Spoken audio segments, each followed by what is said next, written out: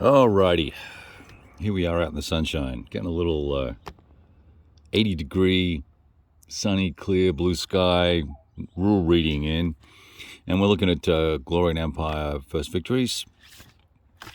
And so far, I've gotten through, what are we at here? I don't know, 33 pages of the basic rules.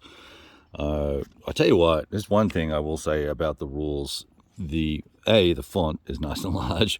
B, there's actually a space between each paragraph, so it's not, you don't get lost in the rules. Good case system structure, nice and clean. I've only found one incongruency or inconsistency that I've posted a question on so far. I like these exception boxes, of course, and example boxes and notes, designer notes and things like that. I think so far pretty straightforward. If you've played any war games before and you're interested in Napoleonics, you're going to know that there are going to be a reasonable number of morale checks required based on activities that occur in the game. You know that when you enter a zone of control, you're going to have to stop. You'll know roughly how a cavalry charge will work, and you won't find any surprises here. Fire combat is the same.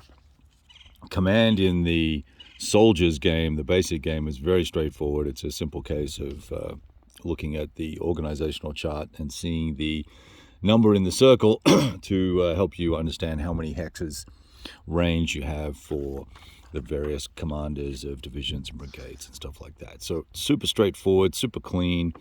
I've just got some people walking by here. Please don't come and say hi. Because, me being so sociable. So we've got this situation. What was I going to say? Yeah, so the fire combat is actually pretty straightforward. I found that simple to look up and execute on because all of your, where are we here? You've got your fire combat table here, and you may not be able to read this. I can't see the screen properly in the sun.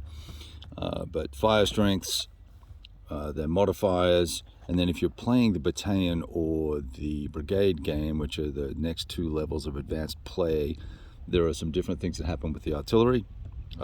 You'll get to use canister and other stuff like that. There's limits on the number of steps that are allowed to be used, firing out of each individual hex. And charges have all their adjustments here. You can pretty much play most of the game off of this one double-sided folding chart. I like that a lot. I am going to try and skim read the rest of the rules for battalion and brigade and maybe cherry pick some stuff and bring it in when I play. We'll kind of go for it from there. You've got all your different morale states, and there's a nice little flow chart here, which looks confusing at first, but it's there are 5 states of your normal morale: disrupted, shaken, broken, and routed. All very clear and well outlined here. So you'll probably need this double chart as well. Oh, and then we've got some charge zone definitions, but I think that's going to come in at the brigade level. You will be dealing with all this sort of stuff and skirmisher zones and bits and pieces like that. So that's where it gets a little more sophisticated in the grown-up version of the rules.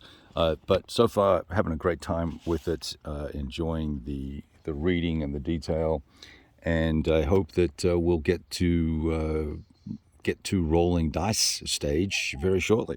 All right, we'll talk to you guys soon. Ciao.